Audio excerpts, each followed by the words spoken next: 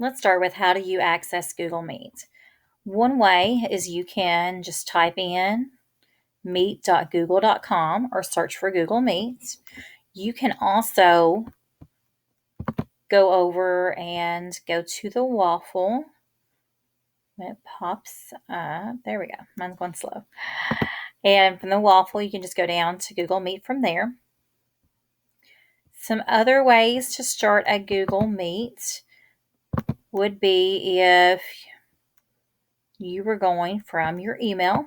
So if you're in Gmail, from here, you can go over here and start a new meeting here. You can also start a chat down here. For Google Meets, you would just click New Meeting.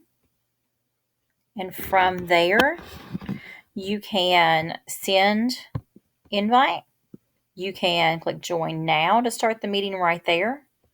If you wanted to copy the link to send to someone, you could do that here as well. There are options for just dialing in. If you just need to be able to talk, you don't have to actually be able to be seen. You can give that to your participants as well, so they can just dial in. So it gives some different options there. If you do not see this on your Gmail, when you go to Settings and All Settings, there is Chat and Meet as one of your menus. When I click there, I can turn on my chats, Hangouts on. I can also either hide or show the Meet section in the main menu. So if you turn that on, then you'll be able to see that on the left. Okay. Another way to start a Google Meet is from Google Classroom. So if you are using Google Classroom with students and you're wanting them to have a link that they can just click on each time that you all are going to have a class meeting, right here, I think it says something like generate Meet code. So you would click that and then it would generate a Meet code for you. Another way you can look at that is if you go to Settings, scroll down to your General section at the bottom of it, and there is a Meet section. Here it'll let you generate a link.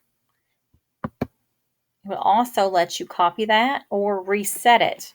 So for instance, if you wanted to reset your Meet link after every one of your meetings for some reason, just as an extra precaution that no one could join because you've changed it, you could do that there. This is also where you can have it where the students could see the link, or you can turn it off where they're not able to see it. Just make sure you click Save after you make changes. Another way to start a Google Meet is from your calendar. So if you want to schedule a Google Meet, so if I wanted to schedule one tomorrow, I could go here. I like to use the More options in my calendar. Fill in who do I want to invite to my Google Meet. Fill in all your other information about title and such, and add Google Meet video conferencing. From there, it's going to generate a link right here. And then you can also do the drop-down arrow and it'll show your call-in information. So whoever you invite to this meet, all they have to do is go to their calendar and click on this event, and that meet information will be there. And you could add the agenda or anything else you want to add here, so they just have a one place to go to access everything. So then going directly to Meet, you can join as well. So if we go here, we have some options here with settings if we wanted to change something before we started. If your audio and such are not, I'm not sure if they're working, you could click up here and make sure you allow your camera, your microphone, if you want to allow notifications, any of those things you can allow up there.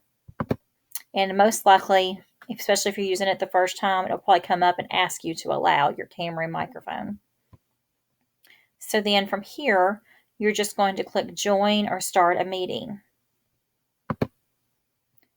You can nickname it. I recommend you do, and so does Google. One of their safety features was that if you give it a nickname, that after you close out of it, people are not supposed to be able to get on there without you being in there first. So that was one of their safety features. I'll click continue. So from there, before you ever start in the meeting, you can, first of all, see, do I need to fix my hair? What's it look like behind me? All those things before you actually start. If you want to turn your camera off, you can do that here. If you want to turn your microphone off, you can do that here.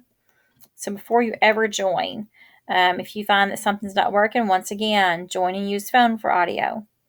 Okay. You'll notice cast this meeting. That's because I have a Chromecast connected to my Wi-Fi, and I could cast this if I want to cast it to my TV or such as that. From here, you could go ahead and start by presenting your screen, or just click Join Now to start. At the snowman, you can see Add In-House Live Stream.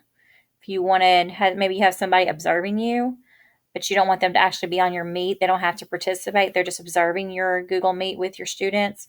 They could have this live stream and watch while you all were doing your Meet. If you wanted to turn on captions so they show up at the bottom, especially if you have students who have trouble with hearing or something like that, that's a good option. You have settings down here that you can go ahead and change before you ever get in. If you need to change what microphone you're using, the speakers, if you wanted to test your speakers, your video, if you need to change, if you have an option to change a camera, resolution. This is a really good thing to know, especially if you're having trouble with it not being connected well. You may need to go back and change the resolution so that maybe it's standard instead of high definition, so that it shows up a little better. Also, if you're having trouble with it cutting out, you can also just turn off your video and ask your participants. They could turn off their video if they're having trouble with it not connecting well.